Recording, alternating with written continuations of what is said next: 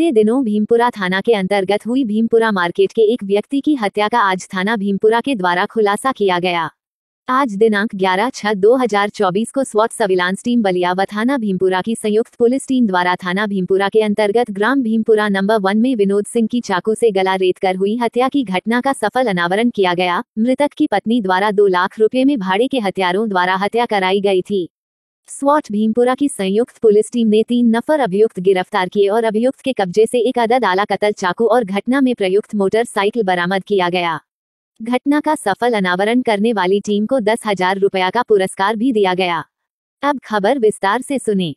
श्रीमान पुलिस अधीक्षक बलिया श्री देव रंजन वर्मा महोदय के कुशल निर्देशन में श्रीमान अपर पुलिस अधीक्षक उत्तरी श्री अनिल कुमार झा व क्षेत्राधिकारी रसड़ा महोदय मोहम्मद फहीम कुरैशी के निकट पर्यवेक्षण में थाना स्थानीय पर पंजीकृत मु 0-0-0-11/6/2024 धारा 302 भादवी बनाम अज्ञात में गठित टीम में आज दिनांक 11/6/2024 को सर्विलांस प्रभारी निरीक्षक श्री विश्वनाथ यादव तथा एसओजी प्रभारी U0-0 श्री अजय यादव मय टीम व थाना भीमपुरा पुलिस टीम के थानाध्यक्ष श्री मनोज कुमार सिंह मय फोर्स के साथ भीमपुरा चौराहे पर मौजूद थे कि मुखबिर खास द्वारा सूचना दी गई कि मुकदमा उपरोक्त से संबंधित अभियुक्त बेलोझा के तरफ जाने वाले मार्ग पर बहारपुर पुलिया पर बैठे हैं। मुखबिर की सूचना के आधार पर 1 नफर अभियुक्त सुनील पुत्र जनार्दन निवासी सुरुआ मिसिरपुर थाना फत्तनपुर जिला प्रतापगढ़ उम्र 25 वर्ष को समय सुबह 3:25 पर बहारपुर पुलिया से गिरफ्तार किया गया।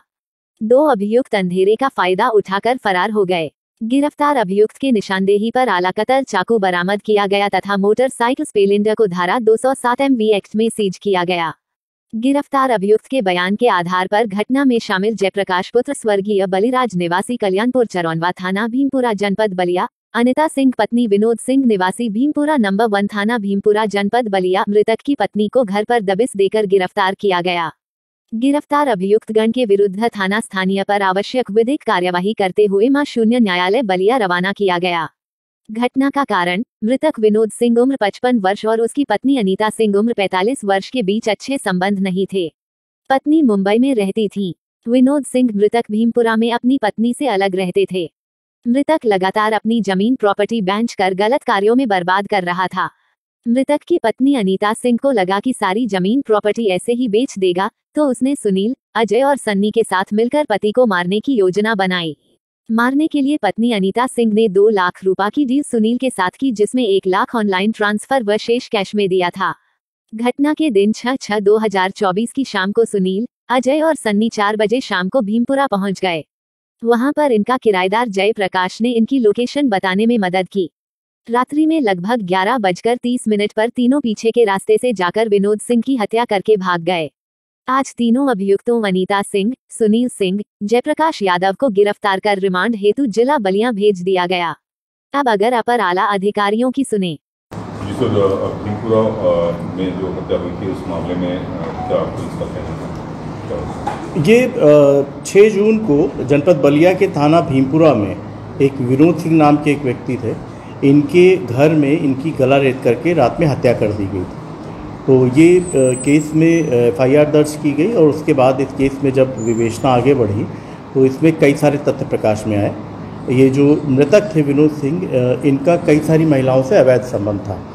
तो और इनके अवैध संबंधों के प्लस इनकी जो दूसरी बुरी आदतें थी, इनके चलते इनकी पत्नी और इनका जो बेटा था वो बॉम्बे में अलग रहते थे इनसे। और ये मृतक थे, इन्होंने अपनी जो प्रॉपर्टी थी उस प्रॉपर्टी को भी बेच करके अपनी गलत आदतों में उसको बर्बाद करना शुरू किया। तो इसकी वजह से इनकी पत्नी काफ़ी क्षुब्ध थी।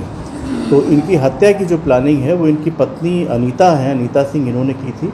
और बॉम्बे में ही उन्होंने 3 लोगों से संपर्क किया, जिनमें से एक व्यक्ति है जो कि प्रतापगढ़ का रहने वाला सुनील सिंह, उसके अलावा अजय चौहान और सनी चौहान, ये जौनपुर के रहने वाले हैं। और इनके साथ मिलकर के जो मृतक विनोद सिंह थे, इनकी हत्या की साजिश रची। फिर हत्या जिस तारीख को हुई 6 जून को हुई है, उस दिन ये तीनों ही लोग आए यहाँ पर। और जो मृतक थे इनके एक किराएदार था जयप्रकाश। ये जयप्रकाश ने इन लोगों को रेकी करवाई। इन लोगों को जो पीछे से जाने का रास्ता है वो घर के अंदर वो दिखाया। और उसके बाद रात में इन 3 लोगों ने, सुनील सिंह ने, अजय और सनी चौहान, इन लोगों ने हत्याकारी की।